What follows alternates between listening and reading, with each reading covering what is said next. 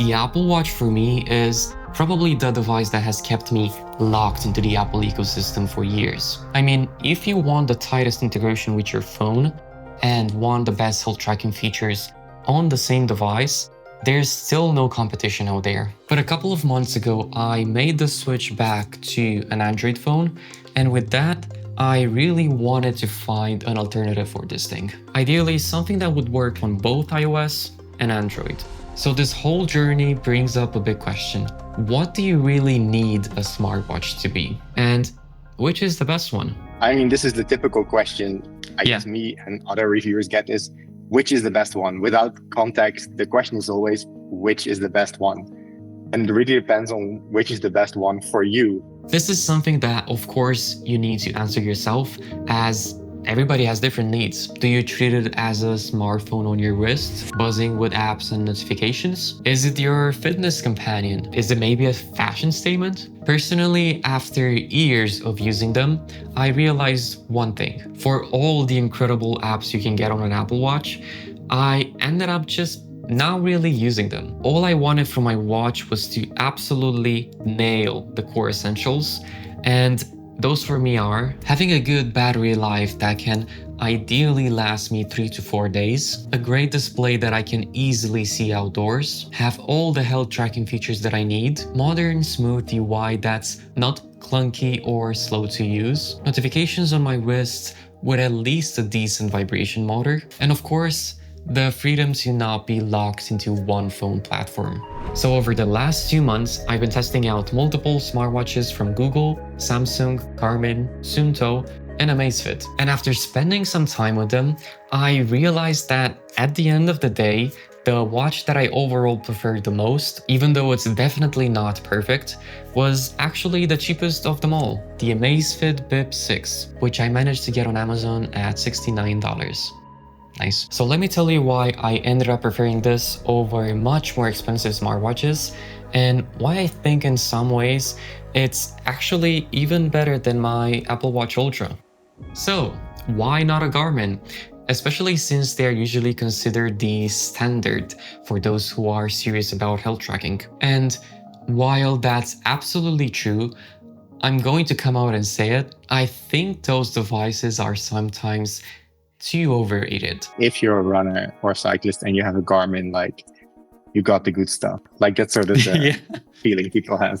Though, Garmin offers a huge list of health tracking features, and usually their watches also have a pretty decent battery life. But when it comes to the core basics, heart rate sensor accuracy, and sleep tracking, I honestly don't think they deliver at the level you'd expect for how expensive these watches can get. The OS on their devices also to me feels like when car manufacturers design their own infotainment system. Technically it works, but it's dated, clunky, and sometimes unintuitive. Where they do shine though is in accessories, because Garmin has built an ecosystem that appeals to, I guess, kind of hardcore athletes. I use Garmin just because I do a lot of cycling and running, and for cycling I need to connect all these different extra sensors, and then Garmin just has this nice ecosystem where everything comes together. And I have also an external heart rate monitor connected to the Garmin, so then it matters less. This is the Polar H10, and for anybody serious about measuring their heart rate accurately,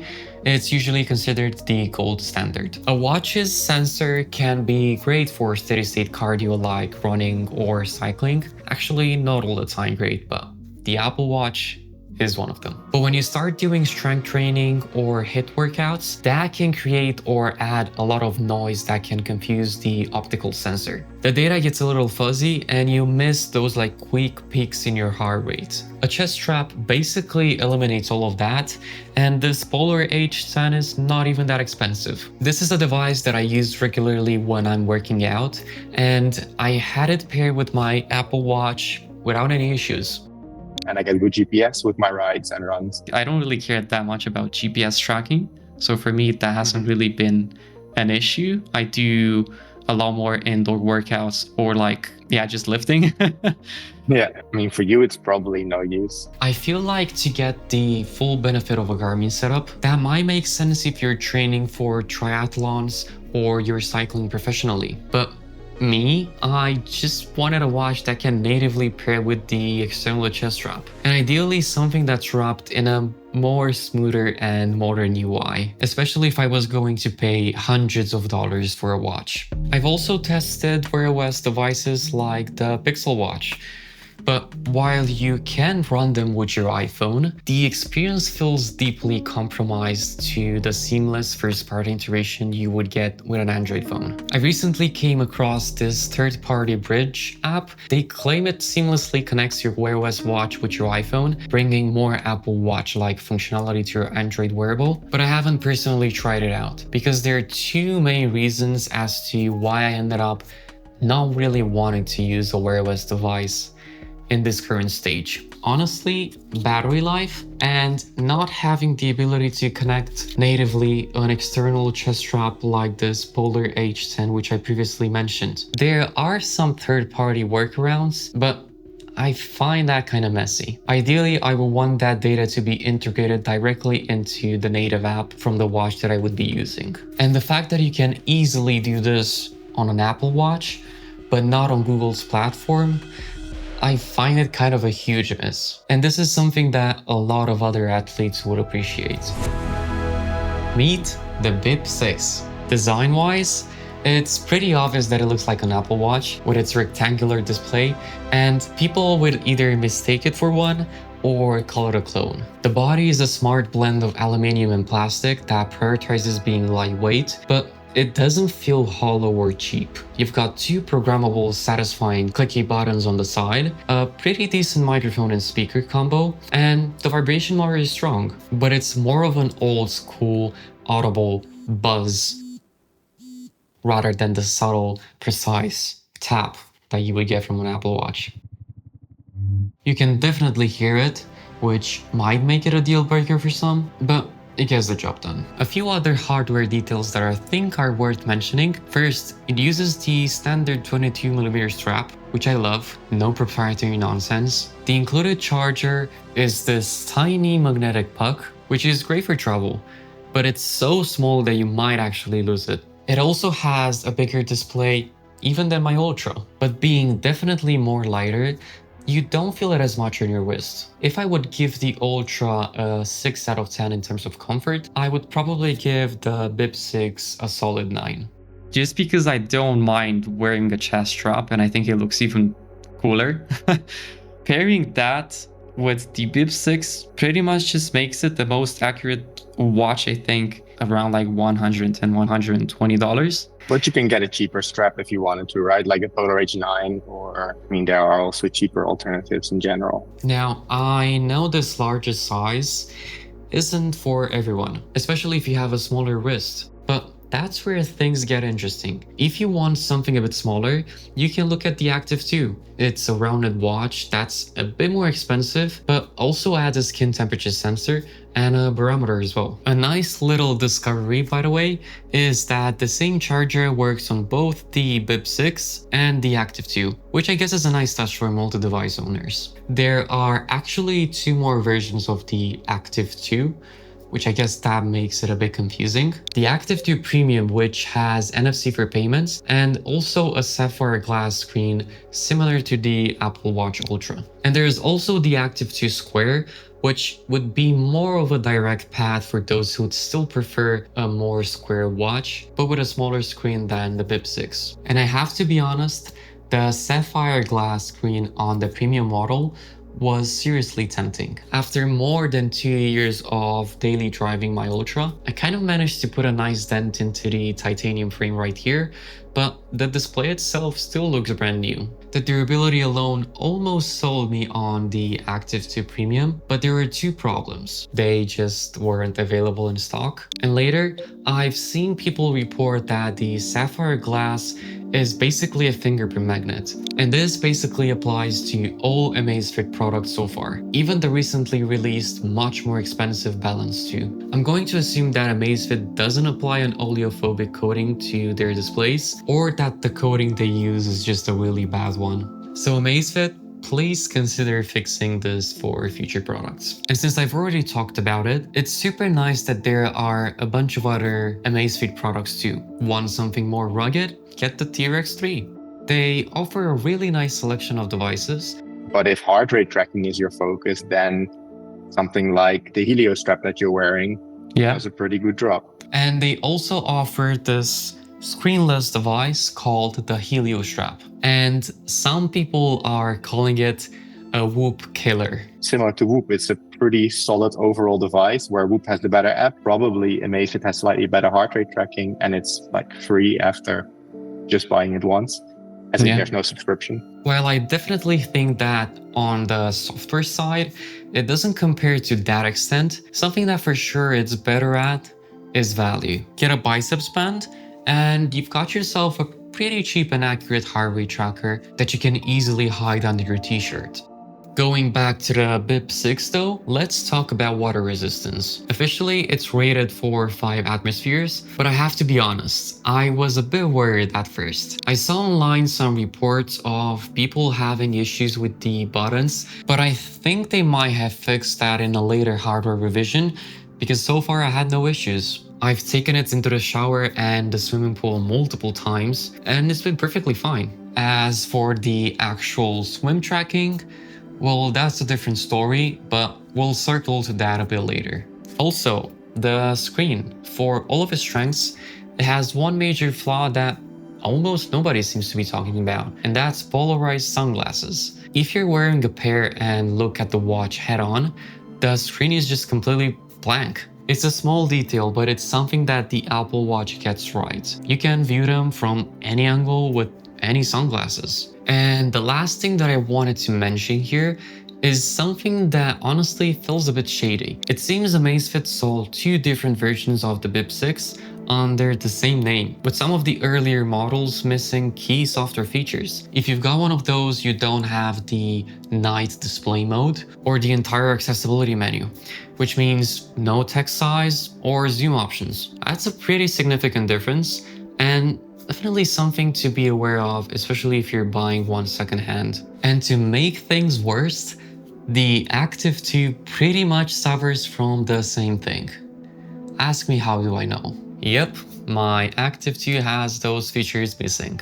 Okay, but what it's like to actually use this thing? Well, Amazfit products use their own operating system called ZapOS, and this is a classic double-edged sword. This is the secret to that incredible battery life, is not really trying to be a tiny smartphone. It's a watch first with health tracking features in mind, and that focus is exactly why the battery life is measured in days, not hours. The UI is also super smooth and has a bit of the vibe of an Apple Watch, which I would say is a compliment. I'm not going to deep dive into all of its features, but just to highlight a few of them, the default watch faces are really great, honestly, and there are tons of third-party ones to pick from too. I'm also working on making a few of my own, and I want them to feel just as polished as the Apple Watch ones. Really clean, high-quality stuff, and also customizable. But yeah, stay tuned, I'll drop them once they're ready. Also, I like the fact that you can customize the workout pages kind of similarly to how the Apple Watch does. And this real-time heart rate graph, I really dig it.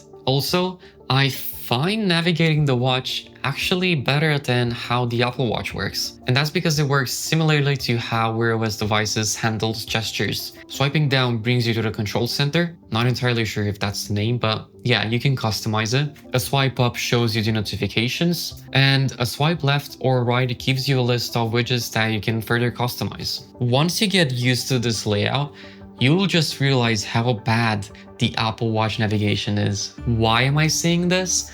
Well, no left or right swiping gesture from the home screen to bring more useful information, which to me is just like, why? And I still remember before watchOS 10, swiping up used to bring up the control center. Since then, it's been replaced with this stupid smart stack feature, which, if you really think about it, you swipe to reveal a clock and the current date on the very first spot after having a watch face with a clock and the current date. Half of the time, scrolling doesn't even work here. To this day, I find this frustrating, and I'm not the only one.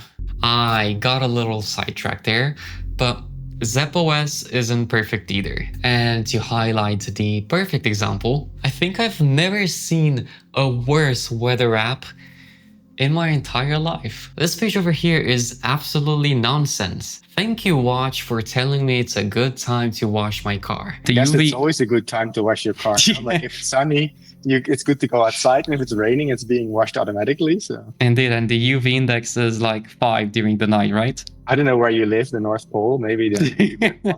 Whatever weather provider they use is completely garbage, and people all around the world pretty much have the same experience. It feels like they purposefully made this to compete with Apple Intelligence in terms of usefulness. I cannot decide which one is worse. There are third-party apps that are trying to fix all of this, but I haven't yet found one that has a clean UI and works that great. I'm honestly considering building one myself if Amazfit can't really get this weather app right in like the next couple of months. And of course, generally the biggest trade-off compared to something that runs Wear OS or WatchOS, third-party apps. You're not getting Google Maps, well, officially. You can't download Spotify playlists for offline listening, well, again, officially. You basically lose all those little niche apps you find on the App Store or the Google Play Store. The Amazfit store is much more limited, but it is growing. And like I previously mentioned, I don't really tend to use third-party apps on my watch anyways. So for me, that's a trade I'm willing to make for a 4 to 5 day battery life. Which you've heard right. Yes, the battery life on this thing is absolutely amazing. I have all of the health tracking features enabled. I work out for about 2 hours every single day with that external chest strap connected, and I keep the always on display turned on. And even with all of that, I'm averaging a solid 3 to 4 to sometimes even 5 days of battery life. And that is just excellent. I'm sure if you're someone who uses the device maybe less than me, you can probably push this thing past a week. Talking about the Zap companion app, which lives on your phone, I find it pretty good in terms of how it's displaying the data, kind of similar to Whoop. I mean, the whole app experience is already pretty decent to a degree, I think, directly copying some of their competitors.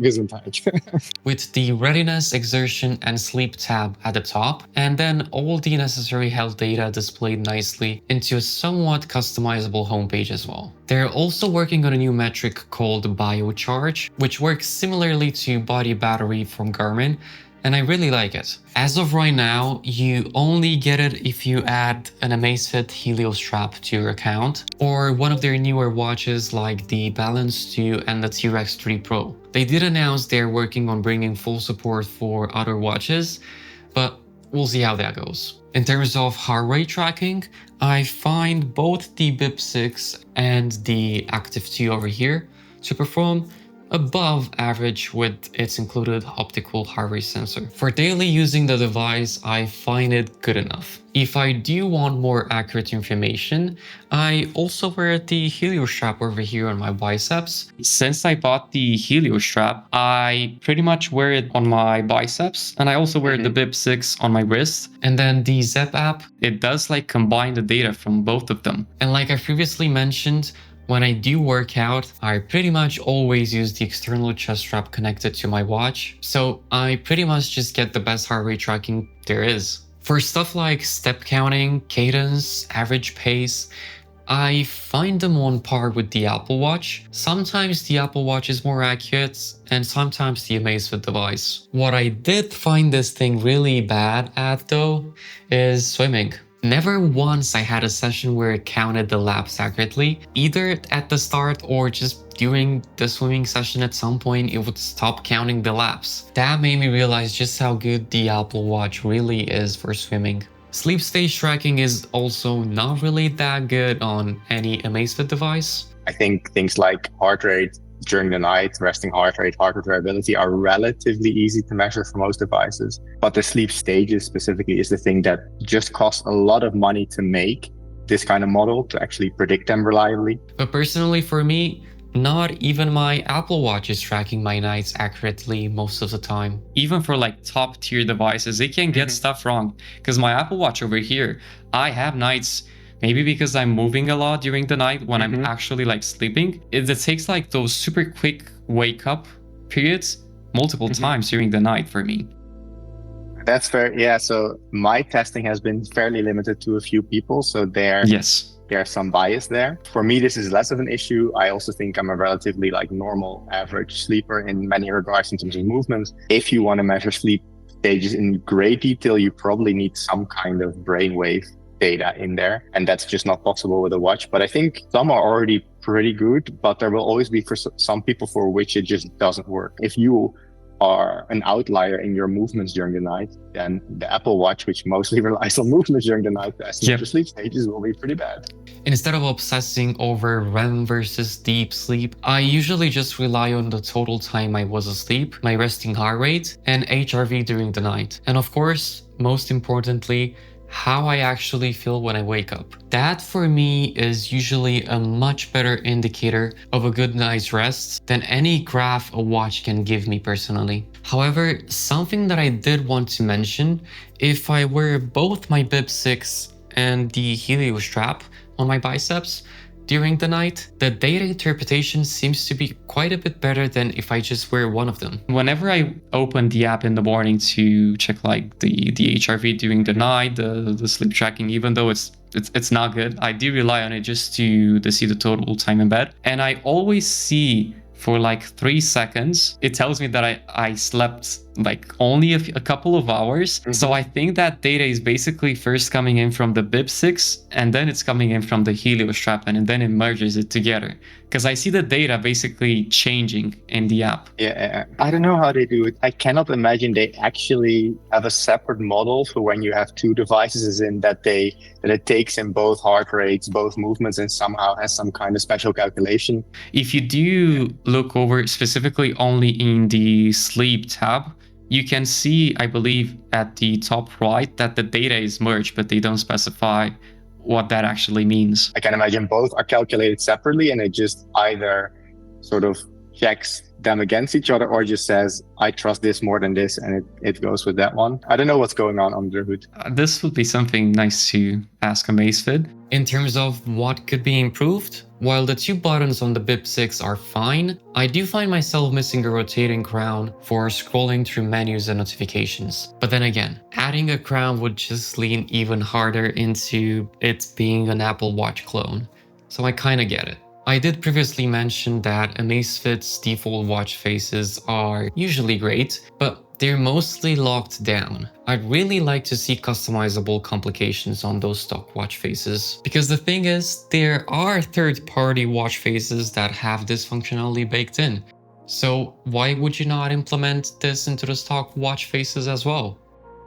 Also, something that I think would be cool to have is an app that tracks direct sunlight exposure using the brightness sensor. This is something that the Apple Watch natively tracks, but not many people know of. And a few other things that would be nice to have in the Zap app. One, they should consider adding sleep heart rate data to show minimum and maximum values for the night, not just the average. Kind of similar to the HRV tab. When tapping on today in the Zap app, I think it would be pretty nice to open up a calendar to basically select a specific date and see all the stats for that specific day. And they should also consider adding an estimated VO2 max while doing indoor running or cycling. A huge one for the community is the ability to sync HRV data with Apple Health and Health Connect on Android. Super useful for those who use third-party apps. Bevel is absolutely fantastic on iOS. That biocharge feature from the Helio strap needs to come to more watches